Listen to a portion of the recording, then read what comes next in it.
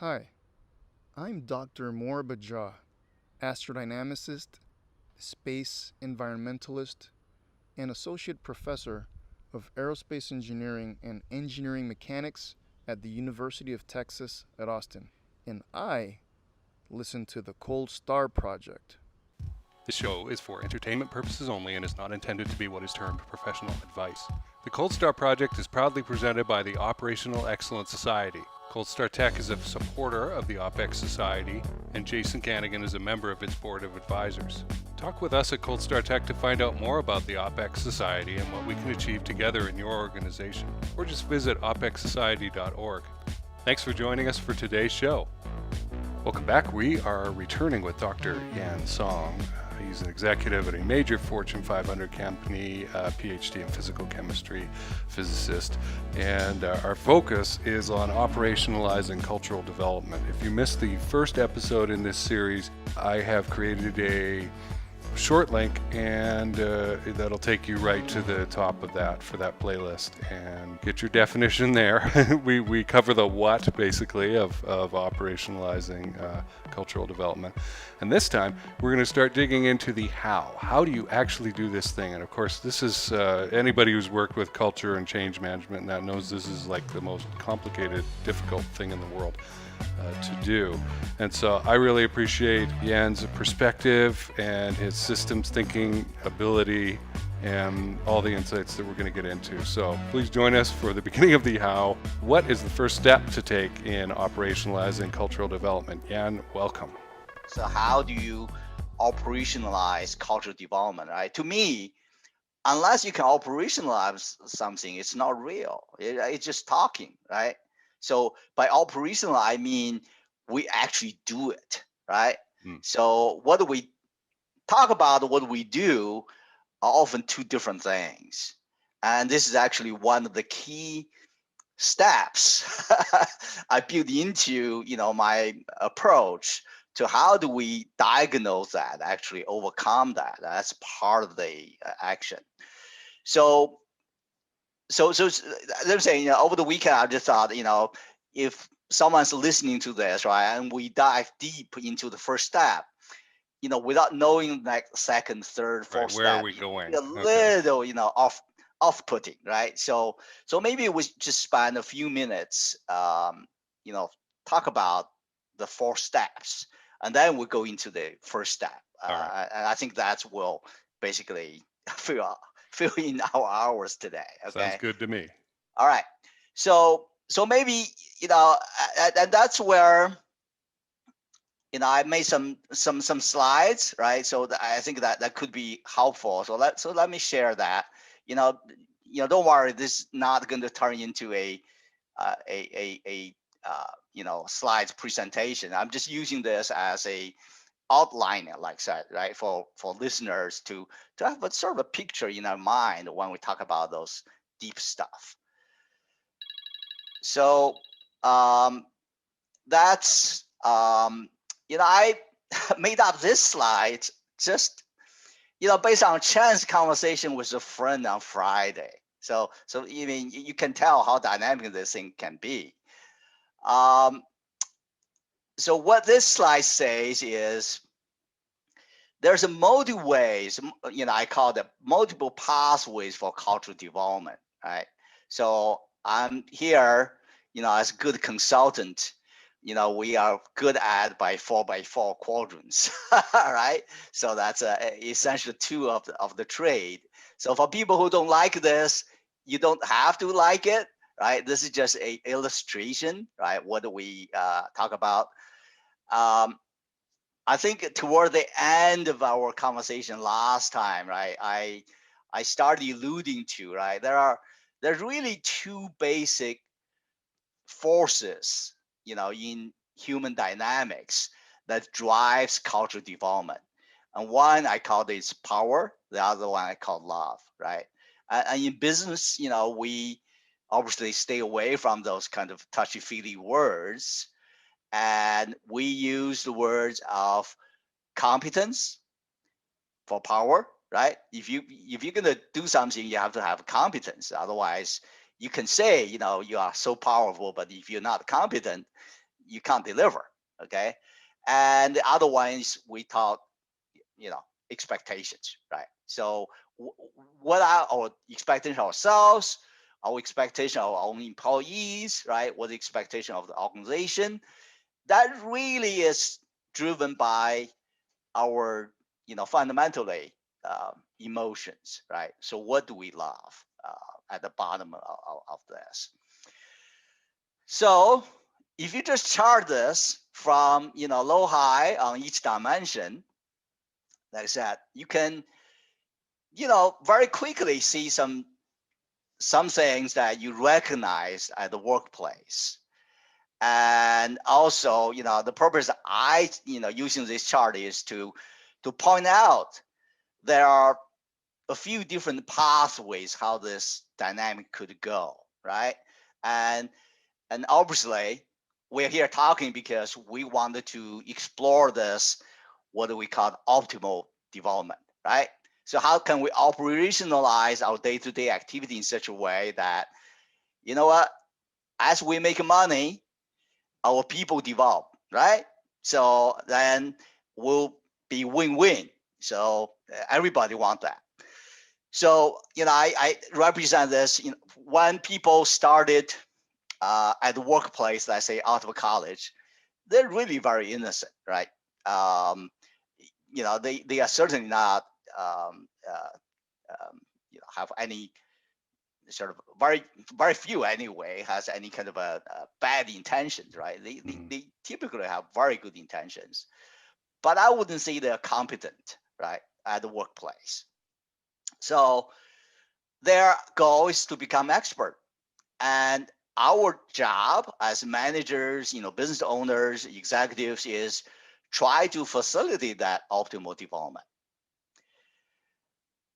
But if we are honest with ourselves, oftentimes what happens is, one of the two things happens, and at least, this optimal development happens very rarely. It doesn't mean that we shouldn't aspire to it, right? And that's why we're talking here, right? What that optimal development looks like, how do we make it more likely? So nudging things toward that. But before we can do that, we have to acknowledge what really happens in most cases. And that's our step one, right? So confront the brutal reality. Why isn't the universe as nice, beautiful, right, and loving as every one of us want it to be? So I think there are two additional dynamics going on here, and I use this simple diagram to illustrate. I think especially nowadays, right, coming out of colleges or whatever background come, even our, my son, is going to college this year. And when I talk to school counselor, right, they all encourage their kids to have high expectations themselves. And I'm not saying that's wrong. I think that's good advice. But at the same time, we just need to recognize that their competence is not yet in sync or aligned with their expectations. I'm talking about the normal high school kids today, right? Just the way our education systems sort of coach them, turn out. And they typically come out of high school with higher expectations of themselves than their competence would justify. And you can say that's normal, right? So you rather, have a little higher expectation than shortchange yourself. But there is a risk. And I've seen again, young people come into the workplace with such high expectations, then just got totally shocked and stunted by how, quote, quote, bad the work environment is. And some of them have a tendency to turn into very angry and resentful human beings. And that's when they could become, I call it populists. Essentially, they got so riled up and they became a ball of emotions, and they lose the focus and ability to focus on what they need to focus on, which is develop their competencies to match their expectations. And you know, I don't have to exaggerate, right? But I think this dynamics plays out not just at the workplace, more widely in society. And once again, you know, as a scientist, I look at this saying this is a phenomenon, right? So we just need to recognize there is a dynamic potential pathway, right? That people could go this way, and it's not a rare pathway. So this is why I put a big arrow there. So, you know, it's like the water will flow from high place to low place. This goes most easily. And so this, once again, I think this experience is not unusual, and it has consequences. It generates a dynamic or dilemma at the workplace that we must take care of as, you know, managers, executives, business owners, right? Because otherwise, it can derail your business very easily. So that's part of the consideration when we discuss about optimal development. It's not just a pie in the sky, right? It's need to be anchored in reality. And another pathway, and usually, you know, after people gone back and forth between these two lower quadrants, right? Whether or not they want to keep their innocence or whether they become populist, right? So sooner or later, most people will, whether they like it or not, they will be coerced into actually honing their basic competency, right? Whatever trade they are in, they will start learning the trade and becoming better at it, right? But most of those people I call professionals, right? Once they start focus on the trade and become a specialist, right? Whether it's computer programming, you know, logistics, you know, business operations, they become professionals, right? There's certainly a long track to go with that. But typically, those people will be hardworking. Except, you know, many people working way more than 40 hours a week these days. That's not uncommon at all. So they're sweating. I put a big sweat out there. They are certainly developing in terms of, you know, competencies, but are they in love, right? Are they really enthralled by what they do? Are their mind connect to their heart? I would say there's often a sizable gap there, right? So at certain point, some professionals will actually turn their attention to say, well, I'm actually become pretty good and competent in what I do, right? I'm performing consistently in terms of, you know, what need to do to contribute to the business, right? I mean, even be, you know, networking and you know, with my industry peers and being valued, right? Develop certain reputation. That's when they start asking themselves, you know, what else I want, and that's where I'll say they do a slight pivot from competency focused, I say, you know, more love focused, right? What is in it for me? And if they ask this question too early, right, before they develop sufficient competency, they turn into populists. But sooner or later, they do need to ask this question, and then there is a pathway there to go into what I call expert, right? Not only I'm good at it, but I love what I do. This is my definition of expert, right? There's a saying, the secret of happiness in life is do what you love and love what you do. But to achieve that, you need to be an expert. And nobody is born an expert. So essentially, I use this diagram to illustrate, right? There's a lot of complexity, if you will, right? Certainly experiences, knowledge, wisdom to be gained here. So, you can get much closer to what I call optimal development than most people realize and actually do.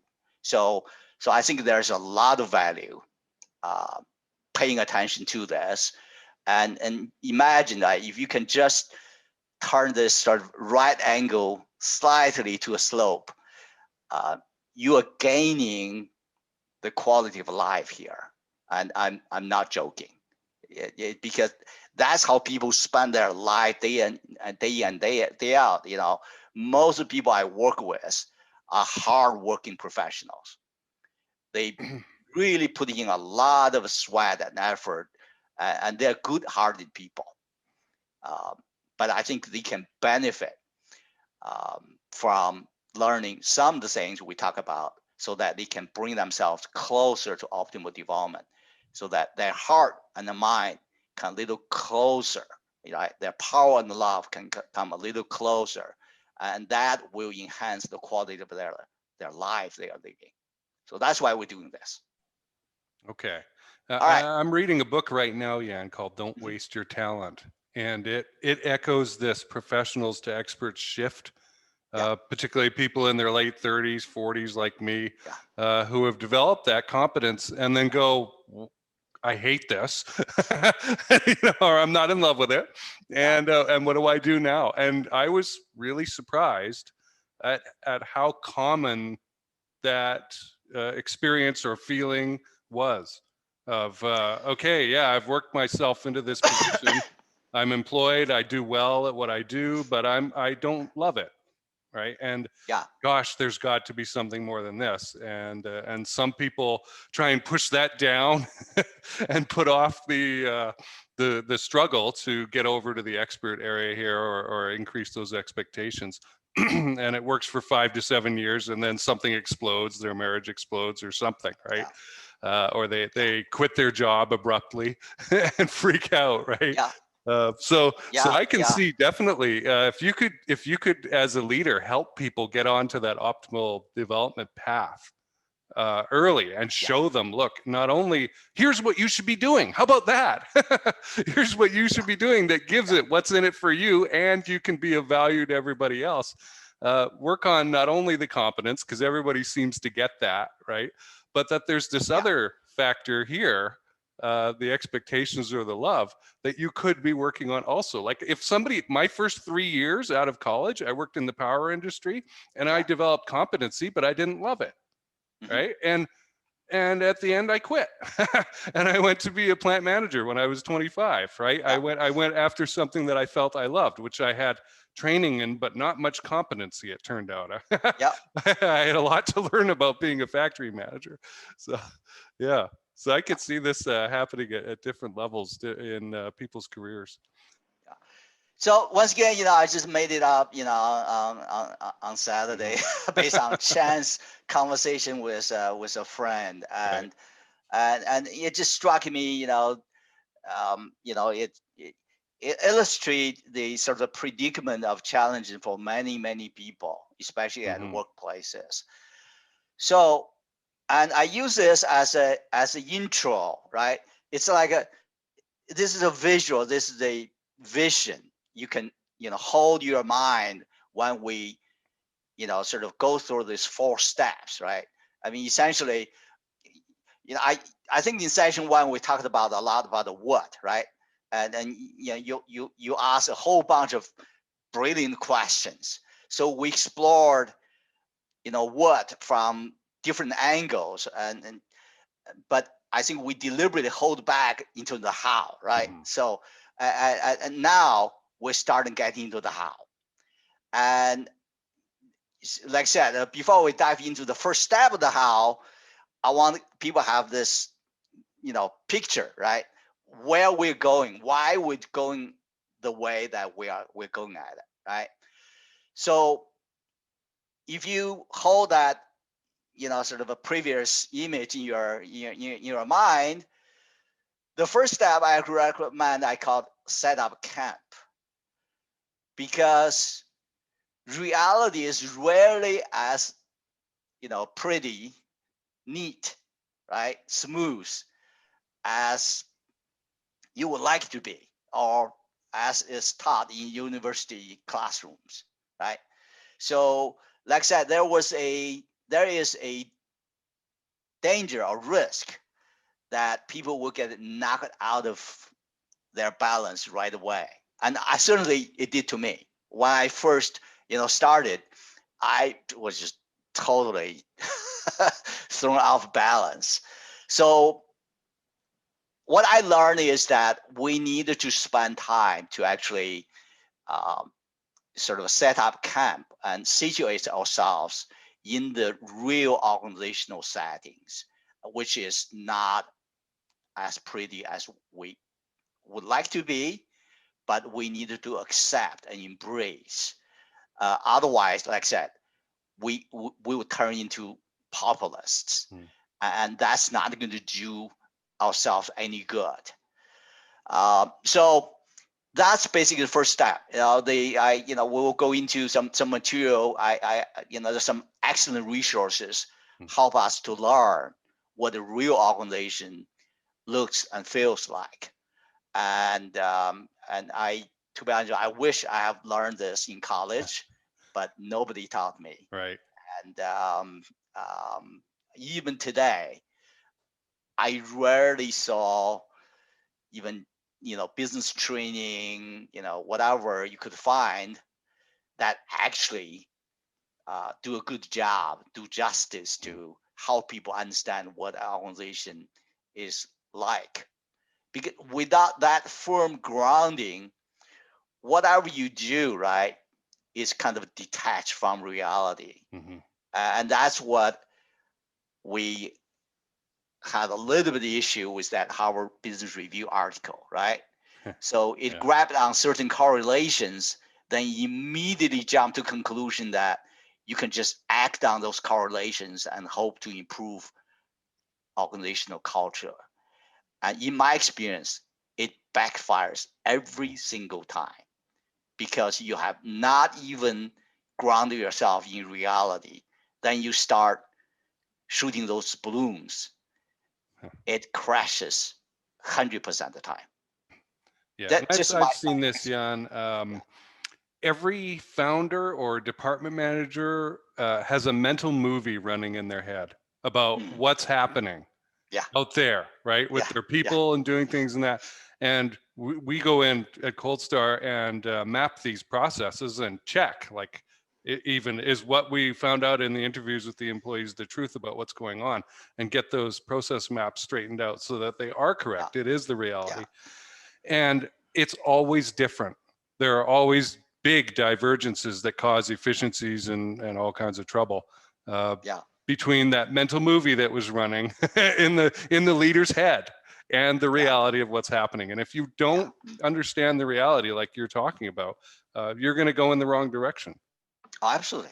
Because you'll be, basically doing faking things, right? So, and pretty soon, we all know, once your ideas depart from reality, you basically, put yourself in the air without much support. And guess what? Gravity will grab fall you down. I mean, there Right. you simply cannot defy gravity. I mean, you can boast it, you can whatever, in your own mind you think you wish you can.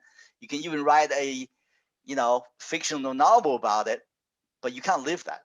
Right. And here we talk about operations. I mean, how do we live it?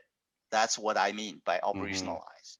Every time a potential client comes to me who's a founder or something and says, we've already got it figured out, we understand what our problems are, I'm like, oh, this probably is not a fit. Right? Like, no. If you think you figured it out on your own self-diagnosis, no. Yeah. Right? Yeah. I don't even do that for my own company. I bring in outside people to have a look at it because I know I'm not smart enough. I'm blind to what's going on. I've got my own mental movie of what's actually happening. I need outside, independent thought, right? Looking at this thing, or observation looking at this thing. I like how you use the geography or outer crust. You also use a cave imagery, right? Which I use a lot in sales training. I think about you're inside a dark cave, and that's the prospect's mind and their ideas and values and what's going on. And you've got a flashlight, and you're like shining this thing around. And you're like, oh, there's a pool of water over there and a stalactite over there. Oh, sleeping bear. Better watch out for that one, right? And I think there's parallels here with what you're doing. Oh yes, sir. So we'll go into the detail of step one, right? That's Sure. the goal today. So, but before we do that, let me, say, once we have sort of set up camp, right, situated ourselves in reality, then the second step is actually I call it enter new territory, right? So, that a lot of people, once they really see reality and situated themselves, then they despair. Then they say, well, it is what it is. It's never going to change. And that's not a rare phenomenon either. So people sort of resign themselves to whatever circumstances they are in. And you heard this word, there's a term in positive psychology called learned helplessness. You've heard of this? Yes. It's pretty rampant. Yeah. So, and that characterizes the mindset of the people who, no longer innocent, right?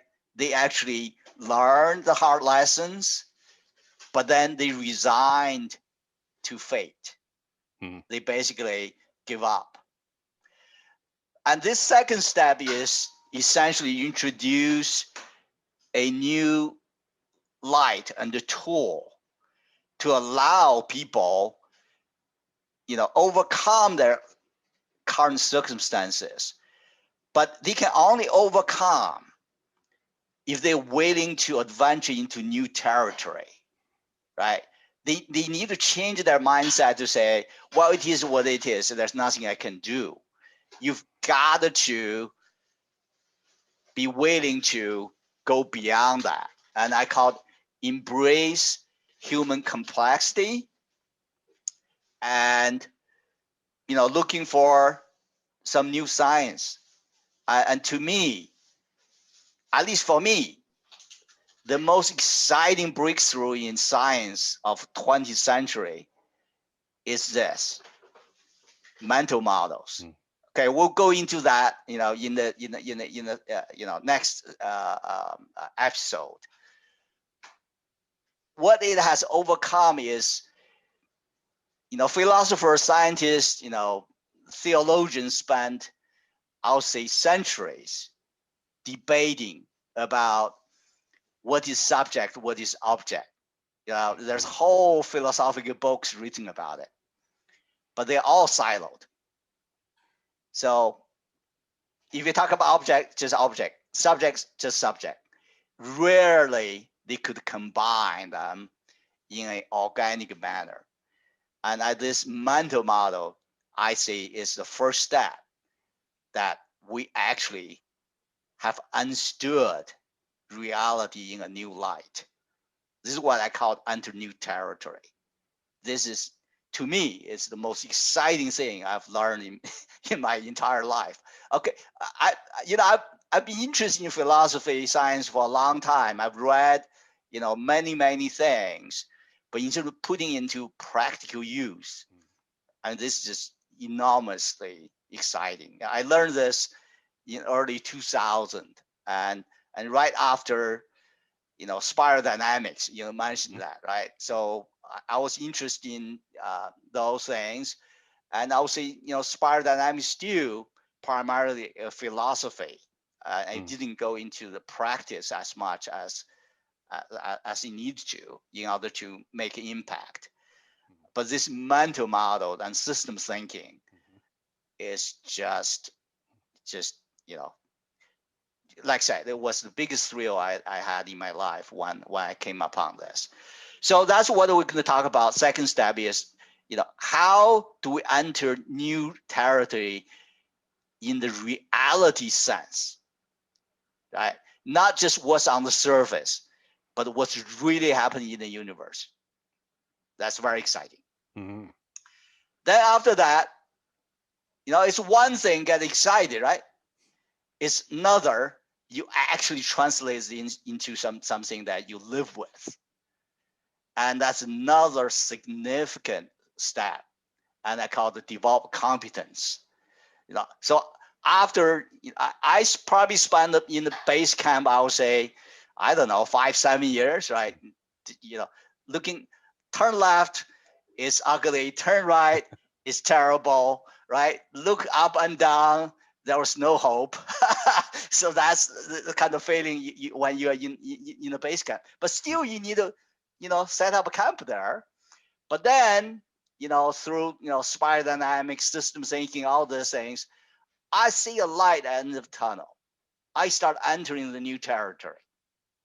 That takes me, I don't know, 3 years or so. And then I start try to apply this, try to improve myself. How do I live a life like this? Not just see light at the end of the tunnel. I actually walking towards it. So that requires develop new competence. I would say that takes me another 3-5 years. Making a lot of mistakes. At the end of quite a few witch hunts. Okay, so all those things happen. But you need that in order to sharpen your skills. And this is where I like Robert Keegan's word, called immunity to change. And so this is not just something that you think, this is so great. It should just be obvious to everyone. But the reality is it's not. And you're the ones has to be willing to embrace this as the universe, as Jason's big T, right? And be willing to practice it and give birth to it. And that requires a lot of practice and mastering. So after that, then you're really in a position to, I call the big claim is to transform culture, right? You're still doing this from a bottom-up perspective, but certainly you can now start making much bigger impact than you were able to previously.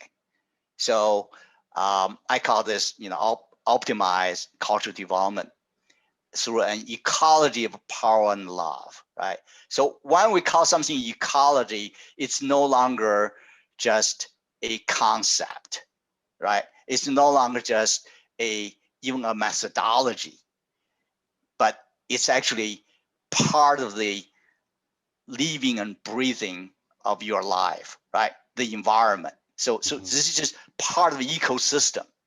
That's what it means. So we'll get into that.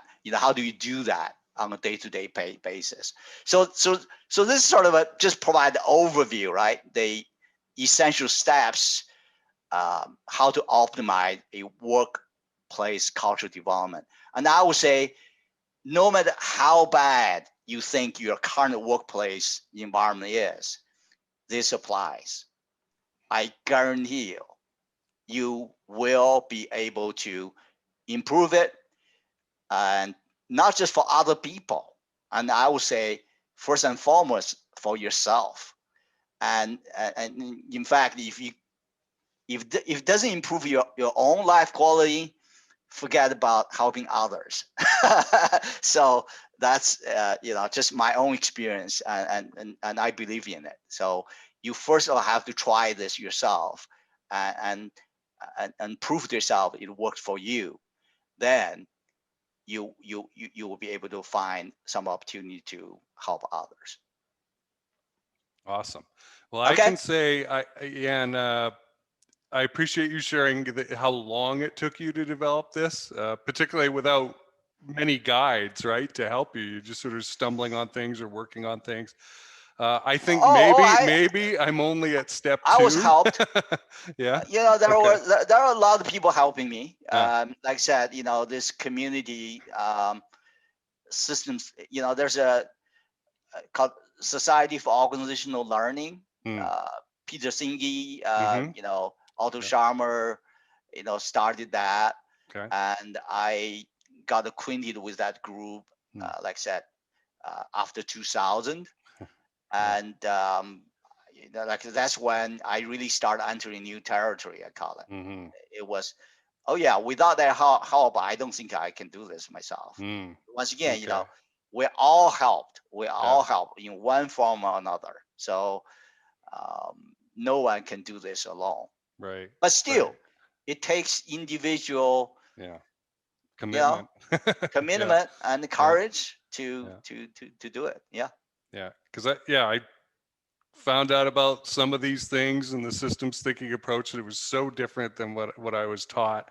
And I'm still learning about it, researching, finding more lectures and courses and whatnot. And like you brought up last time, there's more than one approach to systems thinking. Which is disturbing because it means I have to learn even more. But and you get this stuff, and you're like, well, how am I going to actually use it out there in the real world? And now I see the process for doing that here Mm. in this slide. So that's Yeah, great. we're starting developing the process, and I would never claim, Mm-hmm. I've developed, Yeah, or figured it all the all out. process. You can just, Yeah. follow the script. And in fact, it's not a technical Mm. discipline anyway, Mm-hmm. right? You have to Yeah. take this into heart and practice yourself. Right. Right. Okay. Okay. So now let's turn into step 1, right? That's sort of situate ourselves in an organizational setting, not superficially, um, but at the level where we can actually operate, right? So, so I love this, Mammoth hot springs image. I mean, it's been in my head for over 20 years, and it still feels fresh to me Yeah. because this is how I felt when I, you know, working in an organization, right? Because what you are running into is all those kind of very hard edges. You constantly feel people are playing politics. There's so much bureaucracy. There's so many backstabbing, even, the kind of things, you described early on. And I don't think any organization is immune to this. And this certainly, you were honest with yourselves. This is happening all the time.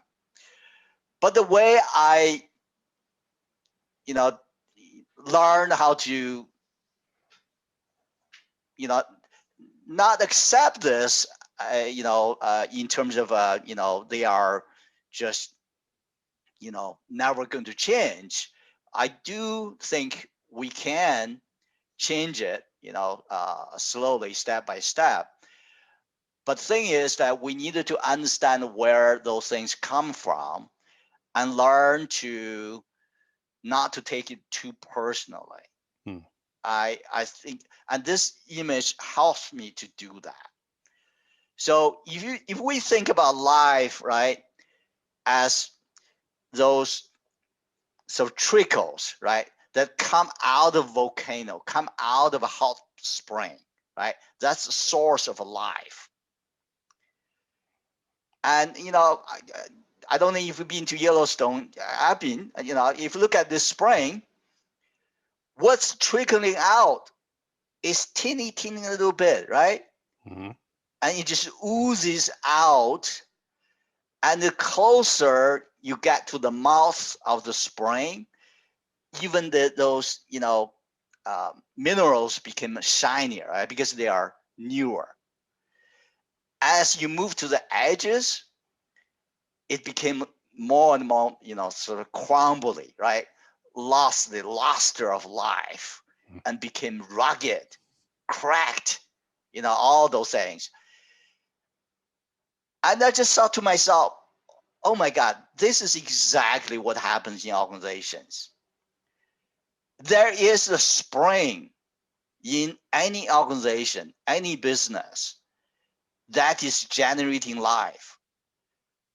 But then there is this huge masses that's just sort of represent the life from yesterday.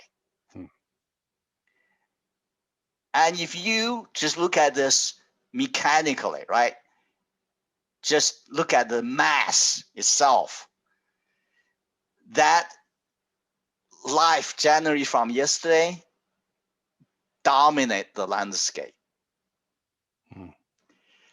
So if you accept the life, right? If you embrace life in totality, you would not get too angry about, wow, why there's so much life from yesterday. And I think that's what I take away from that book. I mentioned in the previous episode, right? Written by Carl Sagan, called Shadows of Forgotten Ancestors. And that's what we mean, right? As human beings, we descend from a long history of ancestry. And, there are things that's been done previously. We don't necessarily repeat them or even condone, but at that time, it might be necessary, right? So because it's just like with ourselves, we can't demand our ancestors to be perfect. Neither are we. And in the contemporary organizational life, the same things are happening all the time, right? The evolution hasn't just stopped. It just, sort of happened once, then moved on. It continues. It's just like this hot spring. It continues. So if we are going to nurture the source of life, we've got to be able to deal with this geography, right? Even though it sounds so, ugly or redundant, right? Yeah. And even, threatening. But we must not be afraid. We must be able to, I call, set up camp in this reality. So that's the value of this image for me, right? Obviously, I'm a very visual guy, so this image means a lot to me. Now different people may have different way of sort of experiencing things. So that's why I put this image here. All right, so the resource I want to use, and I find this work is just excellent. It's written by Barry Oshry. The title of the book is called Seeing Systems. And I show this to many people. I haven't found one person telling me that this is just totally nonsense. Okay, so They may not advertise this, right? So they may not put this on their department webpage or but if you have worked in a business environment at all, I think you will soon recognize this. It certainly captures a large piece of truth what's going on. So let's just start, from the bottom, right? And those people feel very, very oppressed, and there's no question. And once again, right, they came out of college, came out of grad school, and they have very high expectation of themselves and the environment they would be in. They think the environment will continue to nurture them, right? Create a great opportunity, encourage them to rise even higher, even though they probably have not a good idea what that higher mean, right? So and then they came into this, remember this image, mammals, hot springs, right? They just get crushed. A lot of people get crushed by this hard shell of life, right? So it feels heavy, it feels difficult, it feels painful, and then the tendency is that became I call it a populist, right? So they feel very vulnerable. Nobody cares about them. Nobody sees them, right? And then they start basically complaining and blaming, and basically conclude it's just the bad bosses, bad CEOs that's doing this to me. So, and that's when groupthink sets in, right? And if we're honest with ourselves, I have yet to see an organization that's free of groupthink. I think that's always there, and I believe there always will be there. So it's part of the phenomenon that we need to observe, right? So once again, I totally understand and empathize where people come from. At the same time, I think we also need to recognize that's not going to lead us to a better place if we just stay there, right? So then let's go to the top. Then we'll come back to the middle. If you go beyond the pep talk at all employee meetings, right? Monthly staff meetings, all those sort of official occasions where the big boss will put some shining jewels, right, on the clothes and some numbers to whine about, all those things. If you get to know a senior executive, I call it in their bedroom clothes, right, day to day, they are in big stress. They're carrying this huge responsibility, and many of them have very little idea what they're doing. And so, in a way, this responsibility, this challenge, this unpredictability, this risk is not their own creation, but that's their job. So how do they deal with it? Right? So, and they cannot delegate because if you're the president of the United States, you are the one need to make big calls on the latest crisis, right? All those things. You simply cannot delegate. You can ask for advice. That's why there's team of advisors, all those things. But at the end of the day, it's your call. And once again, nobody's perfect. No president, no CEO is perfect.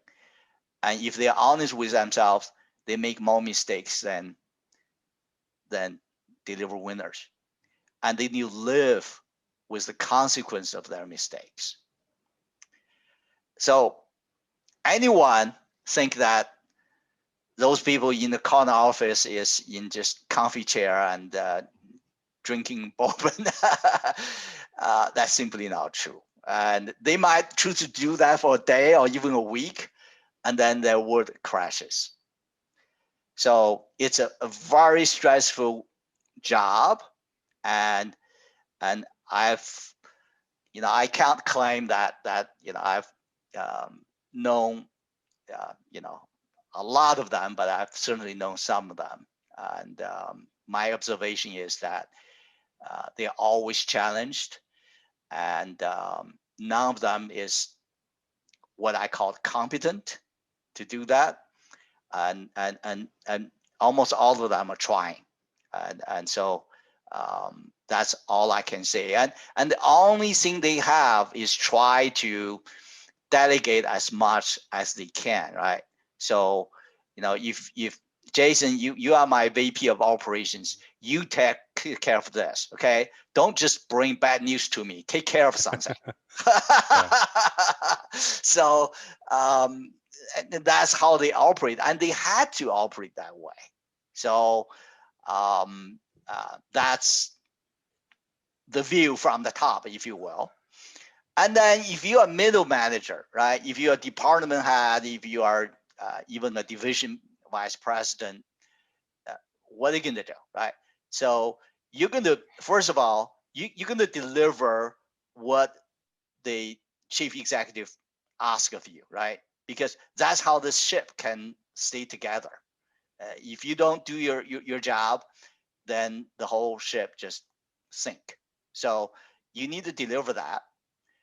At the same time, you've got a large team, right? People at the bottom who is far from what you say, in textbooks, in, even, whatever, even the things that you like to boast about. But I, when you close doors, by yourself, and you know what's going on. So to connect between your obligations, commitment, to top management, and the sort of dissatisfaction, the anger, right, the frustration coming from your people, is one heck of a job. You feel like you are living in a crucible. So what am I going to do, right? In order to deliver this for the boss, I have to do this to my people. If I want to be nice to my people, I have to let go some of the things that my boss demand me to do. I think every middle manager have experienced that and continue to experience that. And so they really have to a certain degree, live their lives wishy-washy. And this has nothing to do with bad character. If we are system thinkers, we can say the system is making them to do that. In fact, that's an essential service they're providing. Wishy-washy is an essential service. That may sound, really bad, but that's the reality. And if you're a middle manager, if you're not good at wishy-washy, I doubt you will be a successful middle manager. Yep, I'm certainly not good in that role. For example, I tend to pick sides and stick with it, Yeah. And but then once out. again, once again, I'm not saying you can not nudge towards a better way, right? Less wishy-washy, more authenticity, right? And sort of, going back to the initial picture I put it together, right? I think there's huge amount of room for reconciling, aligning our heart and the mind, right? It can always come closer, but I don't think it can be perfect. So once again, the reason that we need to define what the perfection is because we want to move towards it. Right? This sounds maybe a little too intellectual for people, but well, we have to have a target. That's the science, actually. That's science, right? So, and the perfect example, I'm a physicist, right? Perfect example, when Galileo, right, hypothesized the free fall, the body free fall, right, the high school physics you learn, right? He didn't have a vacuum to prove that. He hypothesized in order for him to have a theory, a model, so that he can understand other range of phenomena. And the same thing here is, we hypothesize a optimal development, not because we think that's physically, literally achievable, but because we can understand all the other imperfections and moving towards perfection.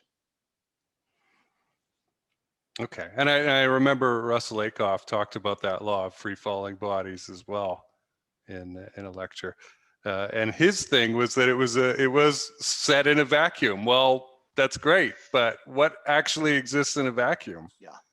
Right. I guess it's space, I guess, but nothing really, because there's always something else around it or containing it or in it. So when I looked at this slide first, this is about a week since our last recording, and you shared this with me pretty early on.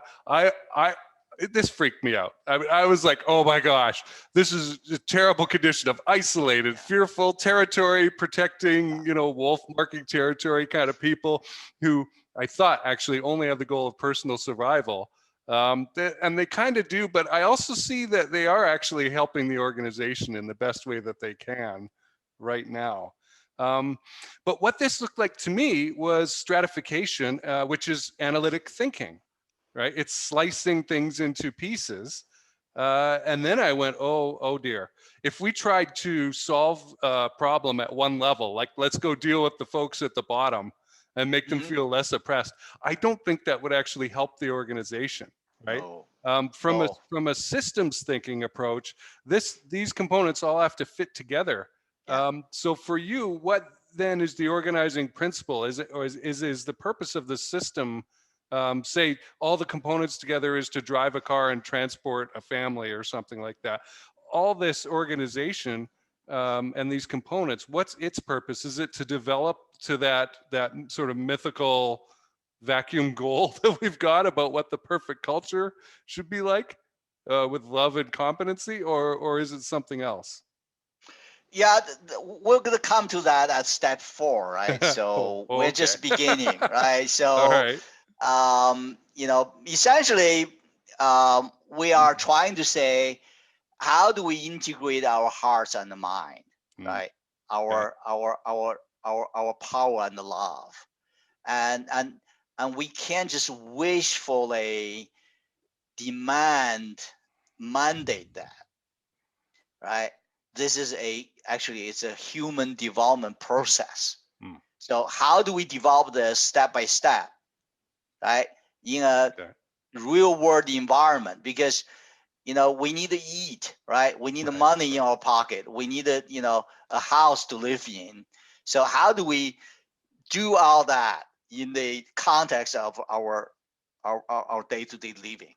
And that's where, but we can't get on the right track without acknowledging the starting point. I mean, this is why I call setup. This is the brutal truth, right? Yeah, right. this is a brutal truth. The pieces of the crust. Okay. Yes, I used to call it, confront the brutal fact, right? So, and for that reason, because it is brutal, and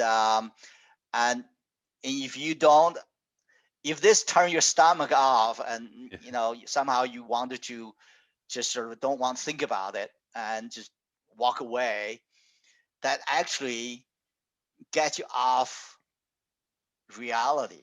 And then from that point on, no matter what you do, you will never hit the road. I mean, so I, this is not a. So I think oftentimes people become very sentimental, and I understand, because we are people, right? We are sentimental.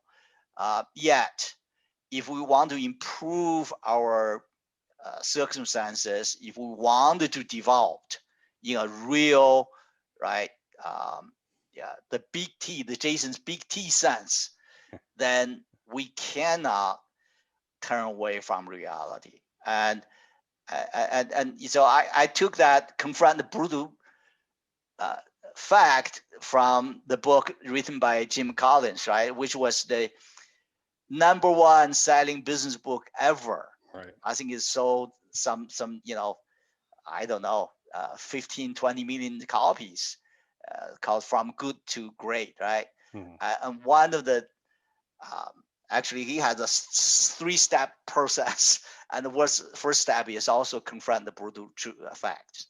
So, and this is something I find it absolutely necessary, because if you go into an organization, whether you work there or you go there, as a consultant to help, and if you don't see this, if you don't recognize this, I doubt that you will do any valuable work for your clients, or do any sort of favor for yourself, because you will be building up fantasies. So this is not to say, once again, right, this is all to it, right? So our second step is say, okay, now how can we do something about it, right? But you certainly have to acknowledge this is happening. And I told you last time, early on in my career, once I realized this, experience some of this, I will quit and find another company. Right. We're hoping that, there's no such thing, right? It's fixed over here. Yeah. Yeah, exactly. But that's it's been fantasy. Fixed. Yeah. Yeah, it's fixed, And after, I think after my third, fourth job, I start realizing, no, it's not going to change. So eventually I accepted that this is a part of the reality. This is why I like that Mammoth Hot Springs, right? You can't just like that, oozing, right? The things come out of earth. You have to embrace the whole landscape. Otherwise, you can't get to the oozing part.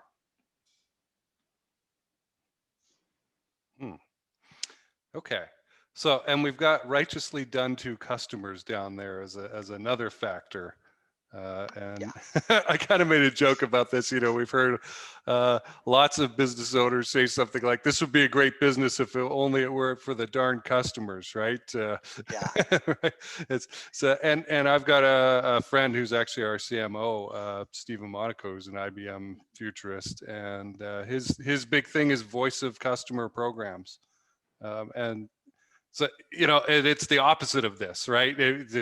The symptoms of feeling ignored, frustrated, betrayed, powerless, etc.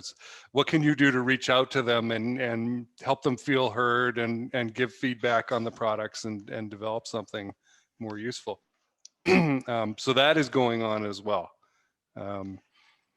Yeah, another way looking at this, I mean, how much worse can it be, right? I mean, there's the upside is you can easily make improvement to this, right? Yeah. So instead of just resign to it, you can find opportunities that you can make improvement and make a big difference. Right. Okay. So what's our next step here then? Now that we've sort of seen the lay of the land, or at least some areas in which we can gauge what's going on, look at the crust and assess in these areas, what's happening? What's next? Yeah, I just want to mention, a Mm-hmm. few work, right? So, Yeah. so like I said, we're gonna go into the second step is introduce some, I call it the most significant scientific breakthroughs of 20th century Mhm. to say how I believe that can help us, get out of this sort of ugly um, situation, at least be able to manage it, right? Go beyond that. But I also want to mention some work that sort of paved the way, right? This Yeah. is, there's a whole I call the soft um, business literature, right? Talking a lot about different things. I think conceptually it's got a lot of good nuggets, right? And but none actually have reached a level of operations, right? So it's not something that you can just take this and apply to what you do. And so, but I do want to acknowledge that there's some really good work, right? One of the things um, I like to recommend to use is this 5 dysfunctions of a team. Um, at one time, one of the Fortune 500 company I worked for used this book as their sort of a textbook for leadership development. So all of their director and above executives, including all the VPs, has to go through a 6 months development program, and they use this book as the anchor to sort of try to develop their competency, right, in terms of how to lead. And the insight there, I think it's very valuable. The fact is that if a business is struggling, where do you start, right? Diagnosing. You look at, Mhm. why they're not producing the results, right, in order to excel. And pretty soon you will find the reason there's no result delivery is because there's a lack of accountability, right? They all blame each other. They all point to each other saying, well, so and so isn't do their part. So there's accountability problem. But then if you dig level deeper, why there isn't accountability? Because nobody bothered to set them up. So there's not real commitment. So why then you can just go from there, right? Why there's no commitment? Because there's a conflict between different personality, different leaders, right? They couldn't come to agree what their commitment is. And why they couldn't overcome those conflicts? Because they don't trust each other. Okay? So Mhm. those are pretty common sense, and I would say this actually is a causal. This is more than correlations. Hmm. So this is already, I would say, half step, beyond what that Harvard Business Review article talked about. Mhm. Um, of course, this still falls short because nobody ever explained how do you create trust. Right. And if you read all the literature, Hmm. they all raved about how important trust is. But the recommendations, strategies, practices for creating trust is minimal, if anything at all. So then you are basically saying, well, it would be great if we can create trust. Then you have this, have that, have that, have that. Except we don't know how to create trust, right? So, but so I still wanted, basically give credit where credit is due. I think there's still quite a bit of value here. Like I said, you start laying some causal relationships. It just didn't go far enough, I call it, in order to really get to the bottom of this, and only then you can operationalize this. And similar things, you know, the best selling business book ever in history, right? From Good to Great. It you know, it showed a lot of statistical data, and even, you know, identify some patterns, right? How you can become effective leaders, and great insights. But how to get there? Jim Collins didn't see that, and I doubt he knew how to do that. So, so I think that's, once again, I didn't mean this as a criticism. Actually, I wanted to acknowledge and pay tribute to those early pioneers, right? Because you have to start somewhere. You know, nobody can figure out the whole thing right off the bat. So I think those provide some clues in terms of where we should be looking. Yeah. So that why, you know, I talked about power and love, and because I have to go beyond the trust, right? I have to ask what generates trust. I think the combination of power and love generate trust. And a whole bunch of other good things. So this is why, you know, getting to the root cause is critical, because otherwise you're just dealing with secondary, you know, phenomena, right. And you know, it's like squeezing balloons, right? You might be able to make some improvement here, but then something else gets worse over here. And if I look at the overall, right, I mean, I've been through so many, you know, big program, you call it, you know,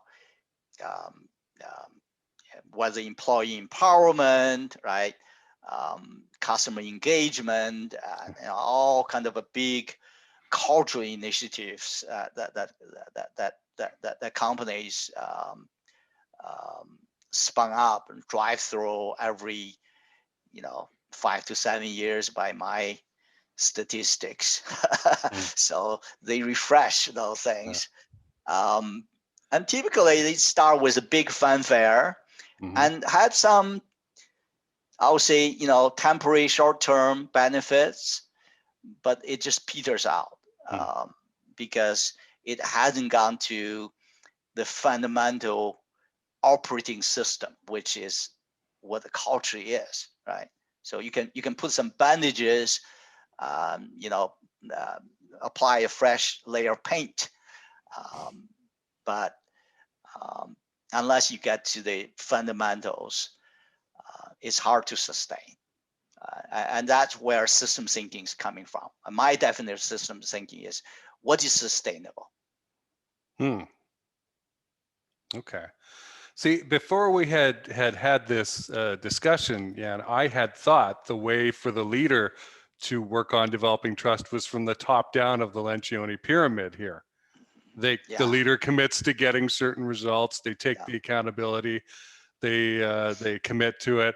They show everyone that it's okay to have some conflict, and here's how to resolve it without destroying each other.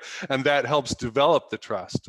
And then the employee is coming up from the bottom, right? They see from the top, and that's a hell of a lot of work, which is still the case. I think the truth is the leader does have to do a hell of a lot of work in order to develop that trust. But then the employee can move up the pyramid.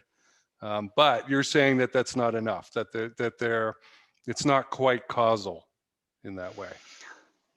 Well, it might. That would be great, right? So I'm not trying to minimizing the impact of top management, right? You certainly have, you know, huge impact on this, but if we, you know, go back to Jason's big T, right?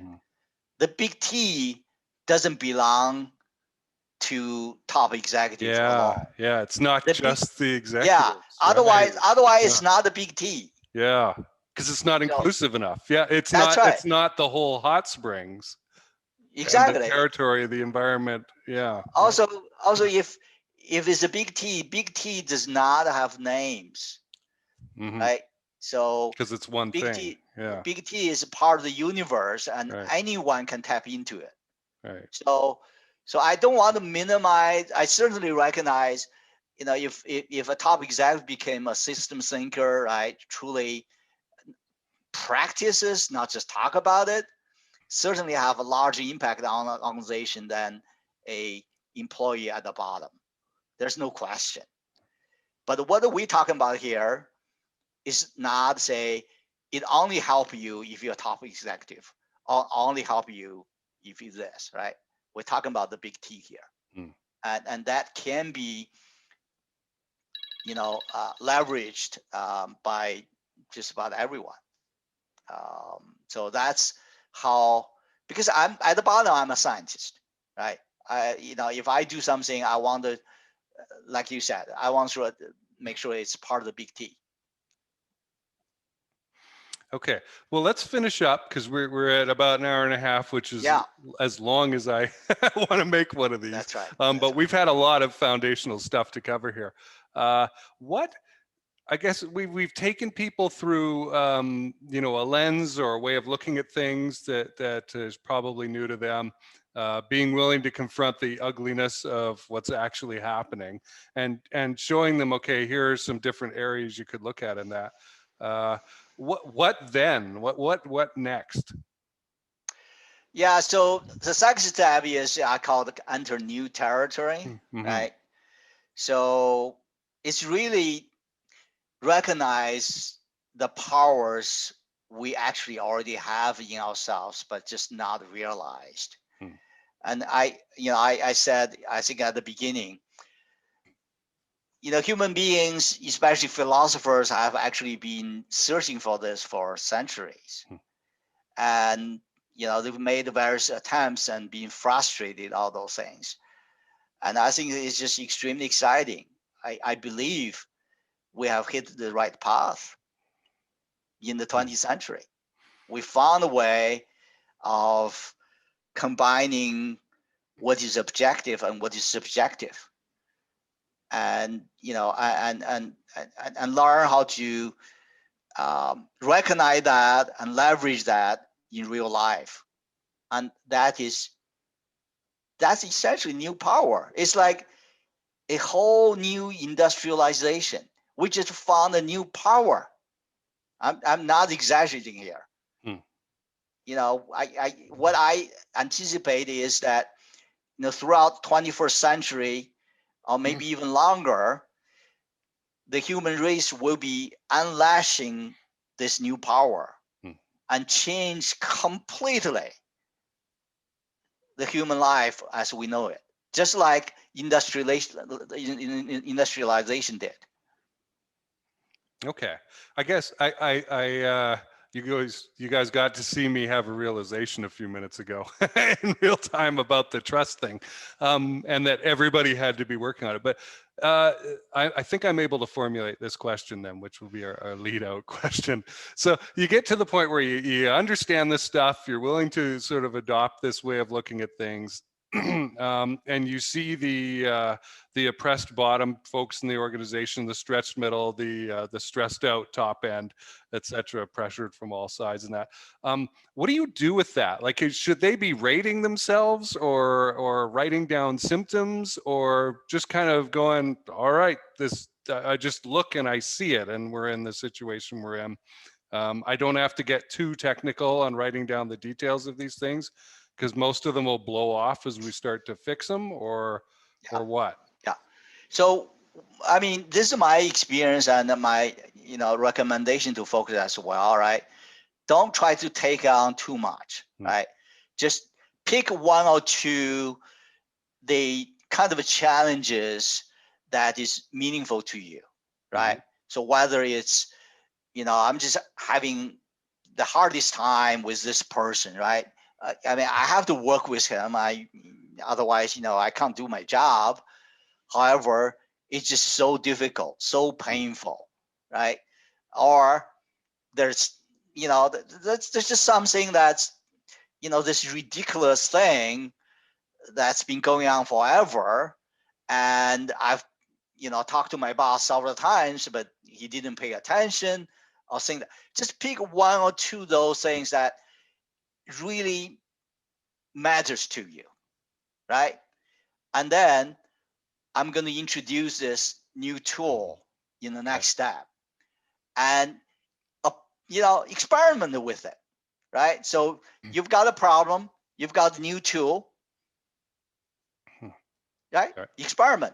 All right. So, and that's how you enter new territory. Once again, you are tackling something you wasn't able to before, and you're using a tool that you didn't know before. Okay. That's enter new territory. Right. All right. And we'll be covering that next time. Well, Dr. Yansong, thank you for sharing all this stuff. I really want this to be the kind of conversation that is rare, right? People are not having it, and I'd like it to be less rare. But for the moment, right, I want people coming to this channel or this show to hear these kinds of things where, it should be mind expanding and give you new tools that you won't encounter in other places. So thank you for doing this, and I look forward to our next chat, which will be coming up soon. Thank you, Jason. Thanks for tuning in.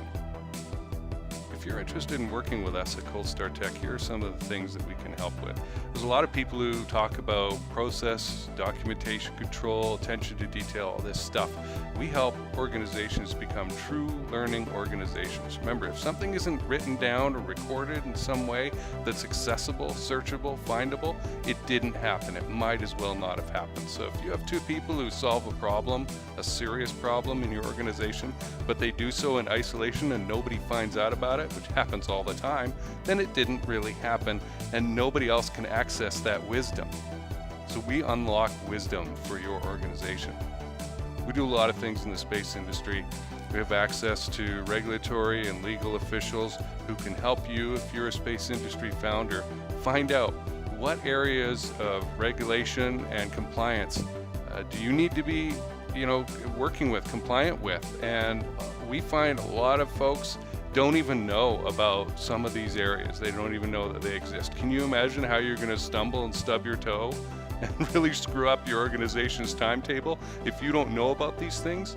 So come and talk to us. We've got great relationships with the right people, especially in the United States and in England, and we'll be able to help you with that. And so when it comes to process improvement, whether that's some sort of business documentation, business development roles, wow, have I seen some things in business development. You got founders out there who all they're doing is quoting on projects. This is a mistake. You are wasting your energy bidding on things that most of which you never even had a chance of winning in the first place. I've seen people bankrupt themselves bidding on everything, or bidding on only these high-end things and not realizing that you need to have a strategy so that this bidding process pays for itself. I mean, you got to learn how to screen here. And this is not something that they teach you in school. I had to learn it myself, so don't feel bad about it, but come talk to us about it, okay? So either it's on the business process side or the actual manufacturing of physical goods. That kind of process improvement. You can come talk to us.